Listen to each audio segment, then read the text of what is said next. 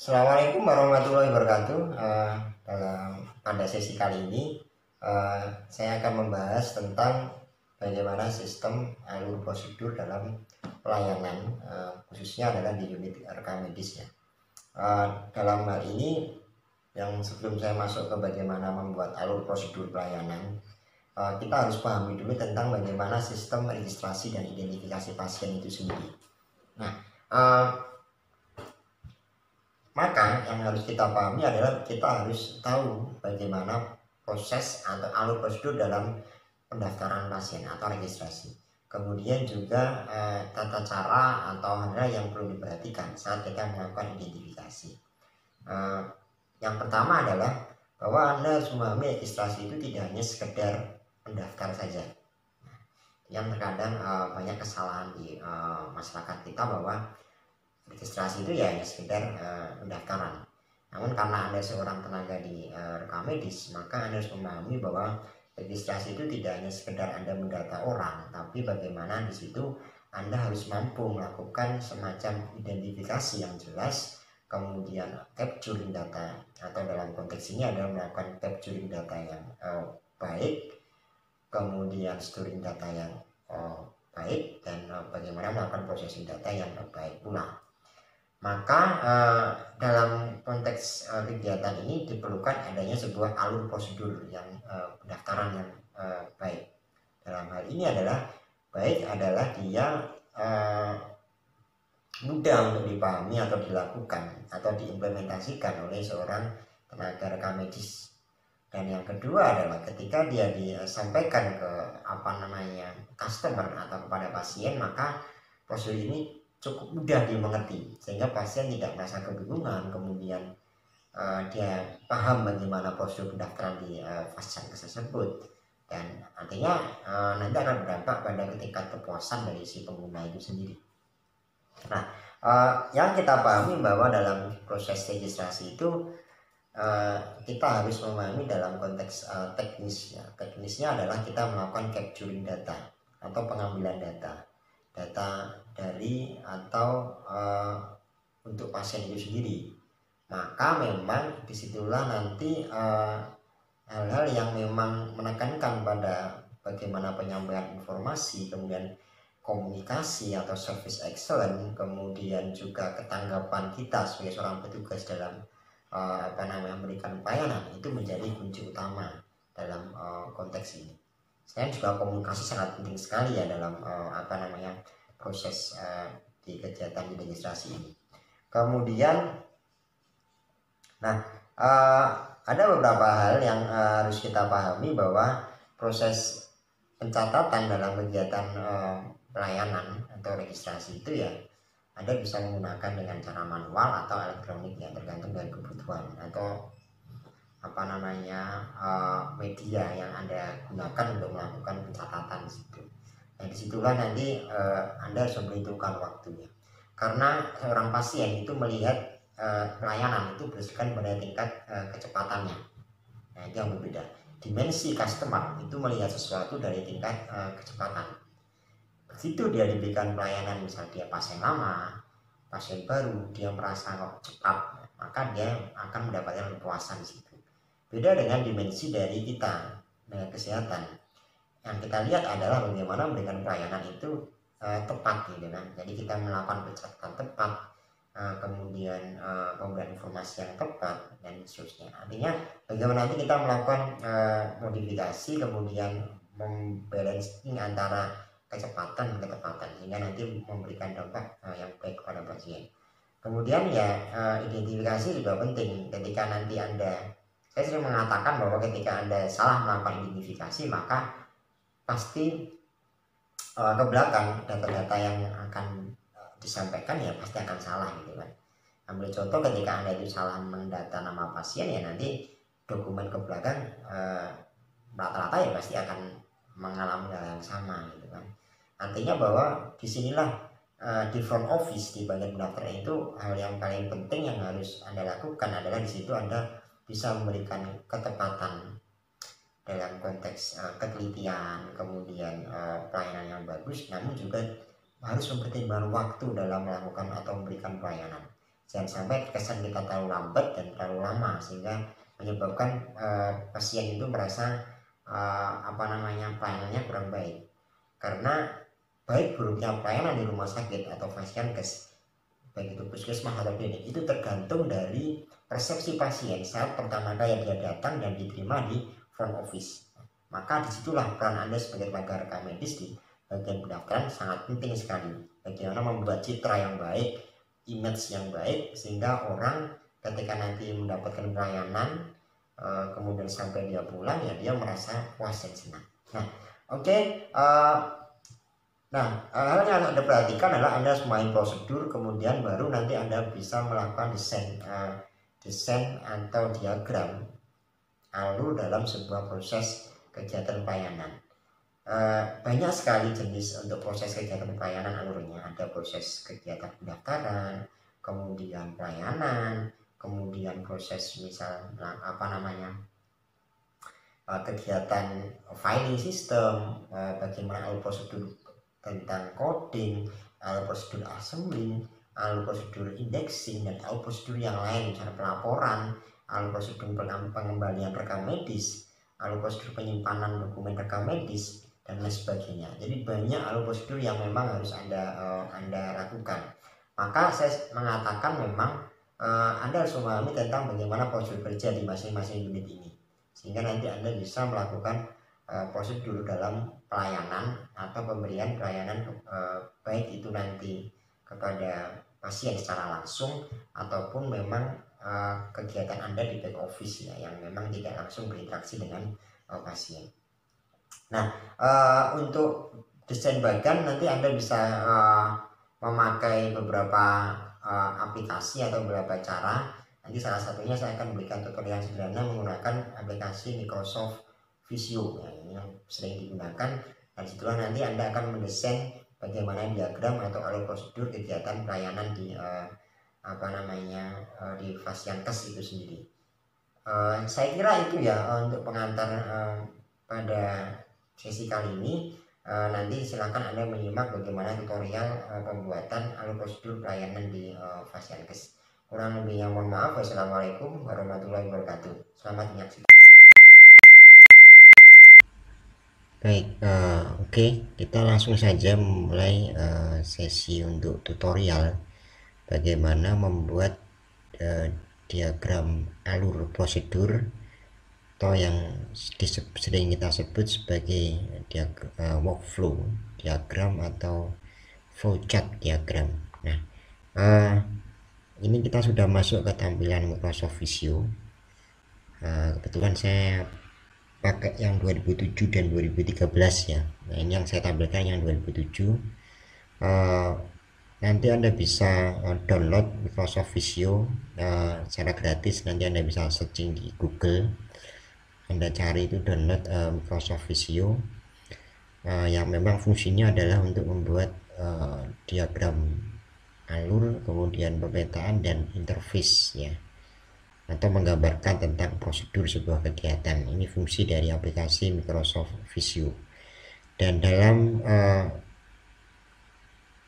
installnya atau saat nanti Anda mendownload Microsoft Visio, pastikan sesuai dengan Office yang Anda miliki ya, karena di laptop saya ada Office 2007 dan 2013, maka Microsoft Visio saya ya saya sesuaikan. Kalau Anda pakai Microsoft Office 2010 ya, nanti Anda cari yang Microsoft Visio 2010 ya. Jadi tahunnya harus sama. Dan itu bisa Anda dapatkan gratis di Google. Nanti Anda cari sendiri. Baik, ini tampilan awal dari Microsoft Visio. Namun sebelum kita masuk ke bagaimana membuat alur prosedur, yang penting adalah Anda harus memahami konsep atau kegiatan dari masing-masing sub yang akan Anda buat atau Anda gambarkan menjadi sebuah diagram alur. Saya sudah siapkan materi, nanti akan saya share, kemudian nanti coba Anda baca. Jadi sebelum kita membuat diagram alur yang memudahkan kita untuk melakukan sebuah dokumentasi atau memudahkan kita dalam melakukan sebuah kegiatan dan memudahkan orang saat melihat prosedur, maka kita harus pahami terlebih dahulu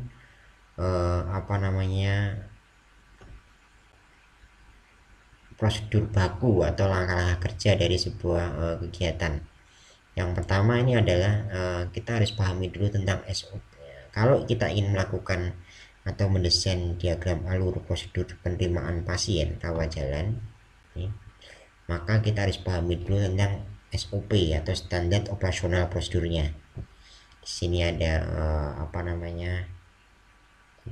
kebijakan dan prosedur. Nah, inilah nanti yang akan kita jadikan sebagai atau kita gambarkan di dalam sebuah diagram alur.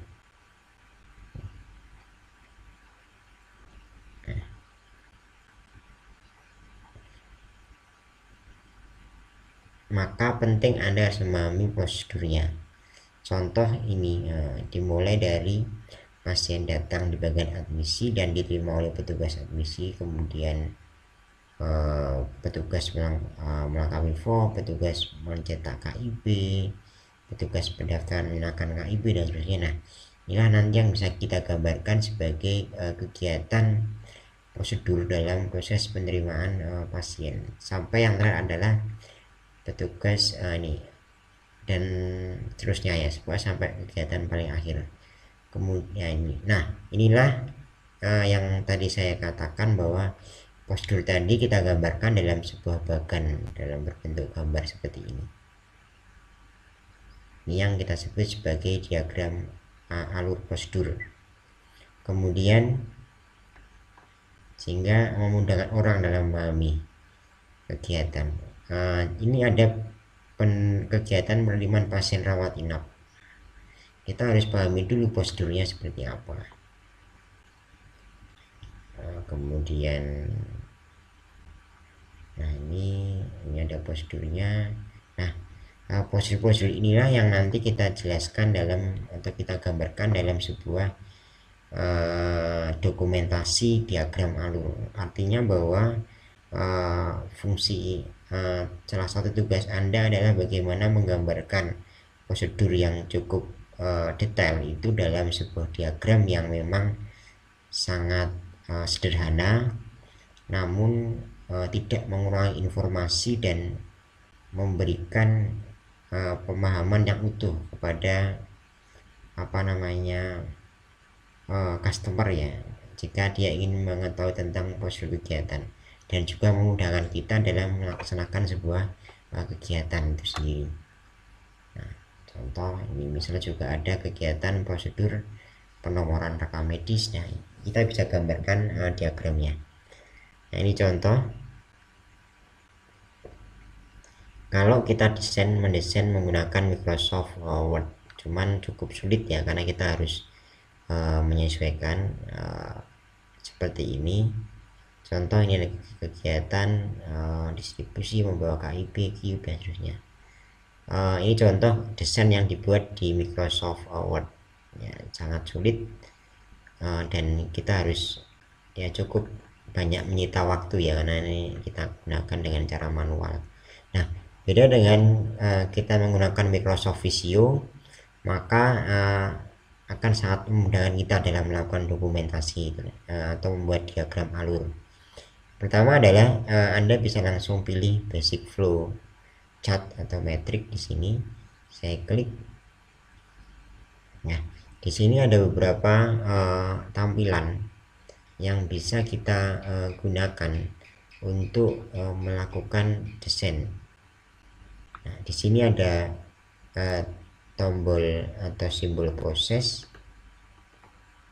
ada decision,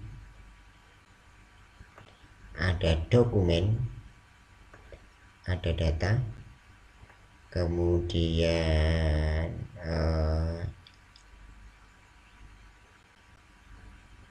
terminator.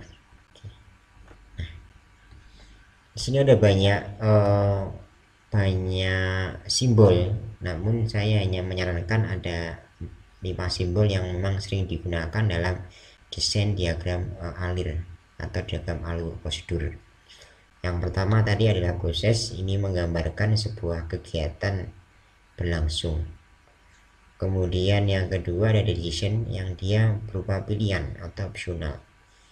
Contoh, jika ada pilihan apakah pasien dirujuk atau tidak, ya nanti kita menggunakan optional decision. Kemudian ada pertanyaan pasien baru atau lama, ini decision. Pasien bisa ditangani atau tidak, decision. Ya. Jadi nanti ini pilihan.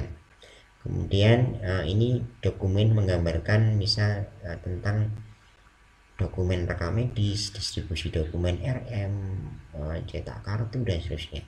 Ini menggambarkan kegiatan yang berupa sebuah dokumen. Nah, kalau ini kegiatan yang menggambarkan proses pengambilan data, penyimpanan data dan seterusnya. Karena ini menggambarkan sebuah data.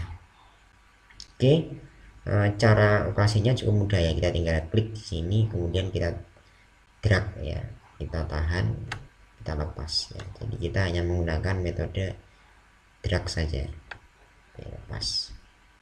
Kalau ingin hapus kita tinggal del aja. Contoh, kemudian untuk melakukan koneksi, nah, cukup mudah ya, tidak seperti kita desain dengan Microsoft Word. Nah, Anda bisa lihat di layar. Nah, ini dia sudah langsung step dynamic gridnya sudah langsung meluruskan atau menyesuaikan garis-garisnya. Oke, contoh ini. Nah, oke. Kemudian untuk memberikan panah kita nggak boleh repot-repot gitu kan. Tinggal kita letakkan kursor di sini ada 4 panah, kita mau tembak yang mana, oke, kita klik ini, klik panah, kita tembak. Nah, oke, langsung di sini. Kemudian ini kalau kita ingin membuat panah yang lain, tembak ke sini, kemudian sini atau sini. Atau kalau kita ingin menambahkan sendiri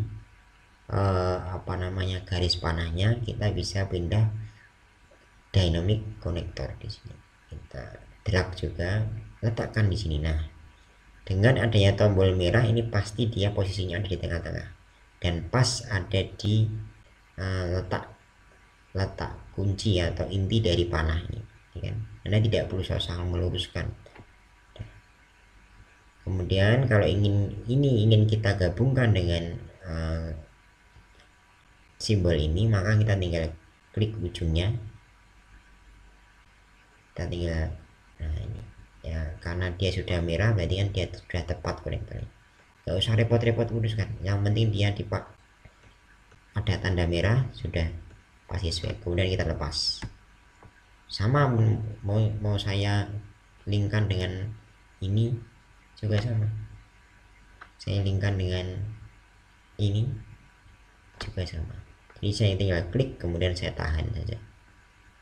Nah ini, klik lagi, saya tahan, drag, lepas.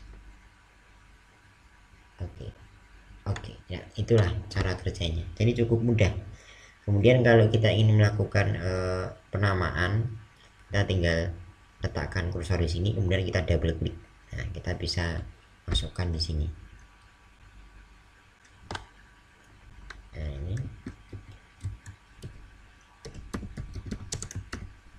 misal, oke, seperti ini.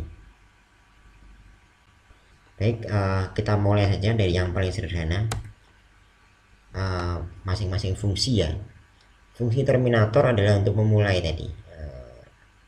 Saya klik, misal ini sini mulai. Oh, sorry, pasien datang gitu aja. Nah, ini memulai ya. Setiap kali nanti mulai selalu diawali dengan simbol terminator. Kalau akhir nanti juga diawali dengan tombol terminator. Contoh misal pasien pulang. Atau Anda bisa gambarkan juga misal kegiatan mulai dan selesai seperti ini. Ya, bebas lah. Ya, sama saja. Kemudian langsung ke sini nanti. Nah, ini contoh saya buat kegiatan di sini.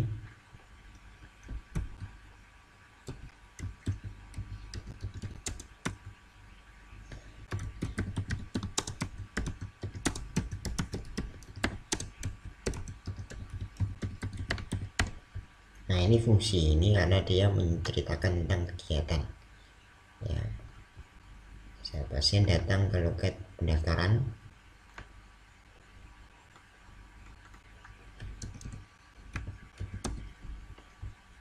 Oke, kemudian yang kedua adalah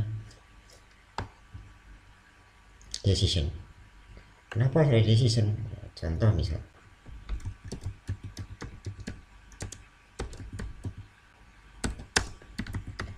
ya, kita ingin ini pasien lama atau pasien baru. Apa bedanya? Ya, nanti kita akan tahu bedanya. Baik, jika dia pasien lama maka harus kita apakan, dan jika dia pasien baru maka apa yang kita lakukan. Oke, nah ini jika dia pasien baru ya. Nah, pasien baru maka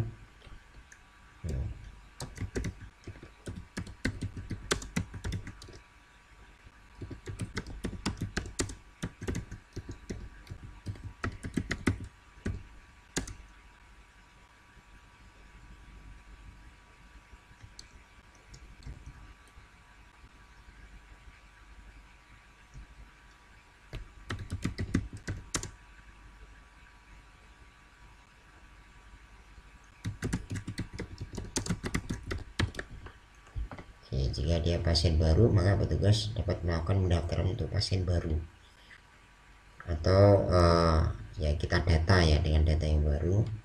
Kemudian kita tinggal, kalau ingin kita tambahkan misal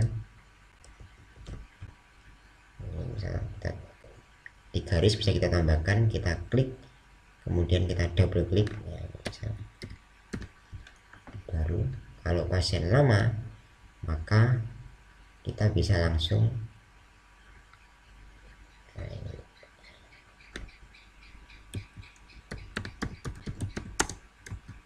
dokumen, ambilkan dokumen rekam medis pasien.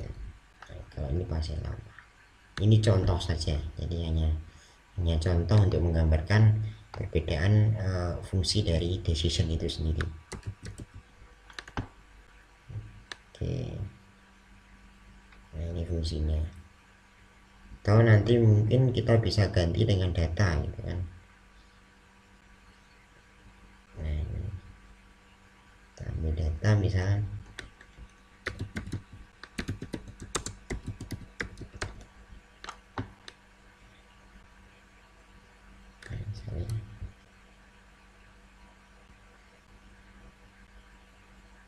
juga bisa kita dapatkan di sini.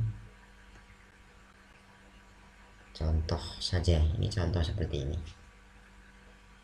Ini hanya contoh saja ya, bagaimana cara kita melakukan desain atau menggambarkan diagram alur di dalam atau menggunakan Microsoft Visio. Nah, kemudian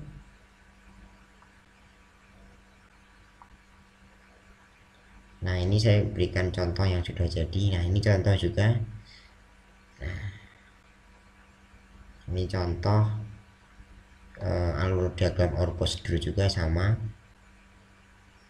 Di sini mulai, terus pendataan pasien, verifikasi SCP untuk pasien BPJS, misal pemeriksaan vital sign, antri di poli tujuan, pemeriksaan tindakan atau tindakan di poli. Nah ini tetap kotak-kotak karena semua ini adalah kegiatan. Kemudian tindakan selanjutnya ya dirujuk. Nah ini tindakan selanjutnya bagaimana, dirujukkah, kemudian kontor kembali dan seterusnya, apotek selesai. Kalau dia dirujuk, ini kebalik maknanya ya. Kalau memang dia dirujuk maka sudah tujukan baru selesai. Nah, ini juga contoh salah satu bagaimana menggunakan Microsoft Visio untuk melakukan desain diagram alur prosedur. Ya, saya kira itu tutorial pada sesi kali ini. Tugas Anda berikutnya adalah silakan Anda download aplikasi Microsoft Visio, kemudian Anda mencoba untuk melakukan desain atau alur prosedur menggunakan Microsoft Visio. Saya kira itu, kurang lebihnya mohon maaf dan selamat mencoba. Wassalamualaikum warahmatullahi wabarakatuh.